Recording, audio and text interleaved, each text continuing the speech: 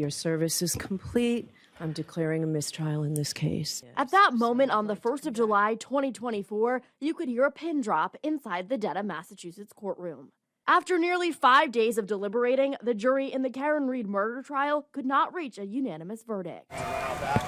Outside the courthouse, cheers erupted from dozens of supporters wearing pink who had been standing along the sidewalk for weeks. We are accepting the hung jury.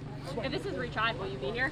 I will 100% be here. I hit him! I hit him! The number of people in blue supporting victim John O'Keefe and his family also grew during the first trial.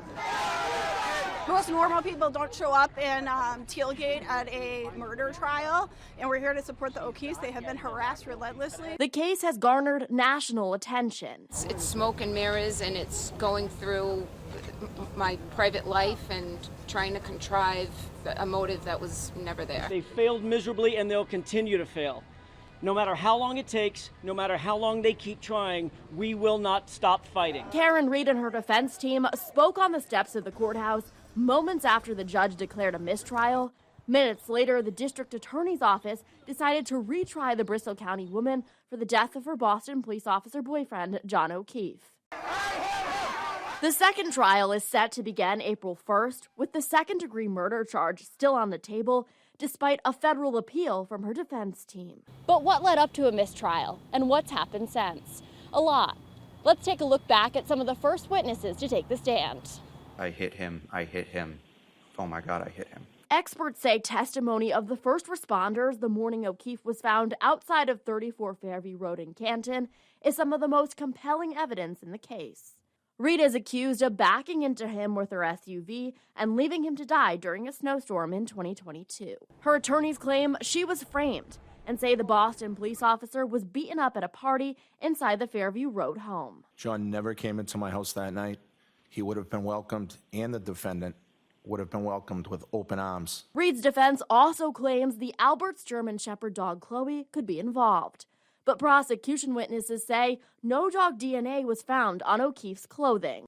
A key defense witness, Dr. Marie Russell, will be back on the stand for Reed's second trial to testify about O'Keefe's injuries. They are consistent with a large dog attack. There's a combination of both what I consider bite wounds and scratch wounds. Another high-profile witness to testify in the trial, Jennifer McCabe.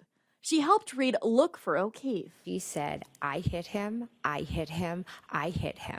A search on McCabe's phone will likely be a focus during Reed's second trial. The state's witnesses and the defense witnesses disagree on the time it happened. I never made that search at 2:23. I never would have left John O'Keefe out in the cold to die because he was my friend that I loved. A love triangle was also on full display between Reed and an ATF agent who was at the party that night. The defendant kissed me. And how did she kiss you? Not like a friend. Defendant responded, "You're hot." I responded, "Are you serious or messing with me?" Those weren't the only embarrassing text messages read to the jury. Is there an indication bye, that guys. Proctor is going to testify? Yeah, Proctor's going to testify. Under you guys or Them. They're going to call him. From all accounts, he didn't do anything wrong. She's a whack job. No nude so far. Lead investigator, Massachusetts State Trooper Michael Proctor, was fired in March after 3 days of trial board hearings. Documents say he was found guilty of unsatisfactory performance and drove his cruiser after drinking at dinner. 2 other state troopers were also disciplined in connection to the case after internal affairs investigations. Sergeant Yuri Buchanan had to forfeit 5 vacation days, while Detective Lieutenant Brian Tully had to give up 6. Reed and her defense have been critical of how the investigation was handled by law enforcement because the homeowner's brother was on the Canton police force. After 8 a.m., that crime scene was completely open. Yes. Unsecured. Yes. And available to anybody who wanted access to it. Correct. Police say taillight pieces were found outside the Canton home. Experts testified DNA belonging to O'Keefe was found on the defendant's taillight, and tiny pieces of plastic were found in his clothing. A federal investigation was launched into how police handled the case, but that's now over.